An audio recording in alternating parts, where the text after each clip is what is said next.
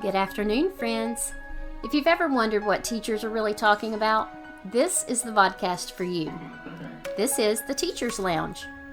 I'm your host, Jennifer Harrison, and today, in this edition of our current series, Back to School, we're going to be taking a look at the digital divide.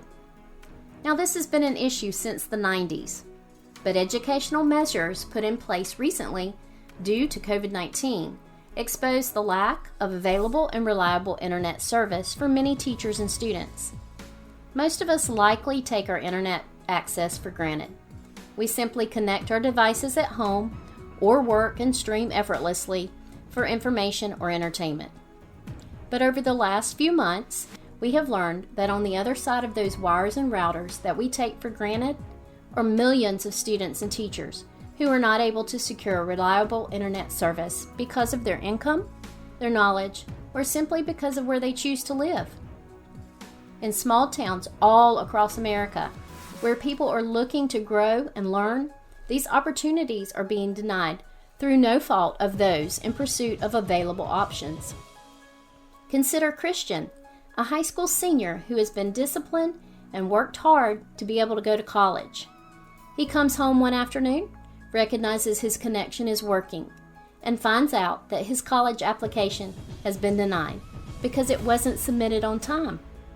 When in fact, he did submit the application on time, but his unreliable internet service failed him again. His grandmother is heartbroken, and she sits with his sister and wonders if the same thing will happen to her. This is a sad situation, but this problem is not limited to small-town USA. In a story recently aired on Fox News, reporter Rob DiRienzo shows how prevalent this problem really is. I woke up this morning ready to work from home. Cliff Johnson, a professor at the University of Mississippi, said connectivity is an obstacle in rural America, and it's getting in the way of his teaching. I'm trying to access email via Wi-Fi, and I don't have any internet service. The Federal Communications Commission estimates 21 million people don't have access to high-speed broadband. Internet advocate and Georgetown fellow Gigi Sohn says that number could be even higher, 141 million, as dozens of internet service providers have pledged to drop data caps, late fees, and service shutoffs to help consumers cope. In a time when life has moved almost entirely online, Sohn said, that's not enough. What they're doing is really the bare minimum to get people online. Now, FCC Commissioner Jessica Rosenworcel is calling on her own agency to get more Americans online. We shouldn't just rely on their good deeds in this time of crisis. We should appreciate them. But we need a national agenda to address the digital divide. We have the authority, we have the knowledge, we have the ability, we even have funding. It's really important that we act fast because this crisis is going to hit so many students in so many homes. In the meantime, for Professor Johnson's course at Ole Miss meeting online, every class is a struggle.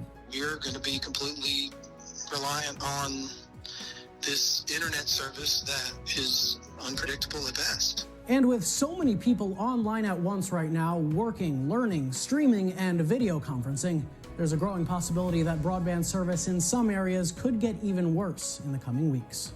Rob DiRienzo, Fox News.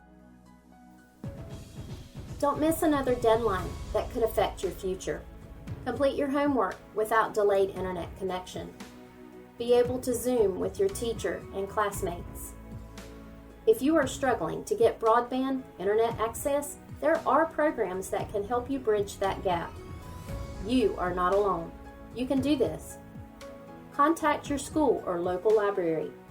Check with your internet phone provider on plans and available services. Contact the federal government for assistance programs.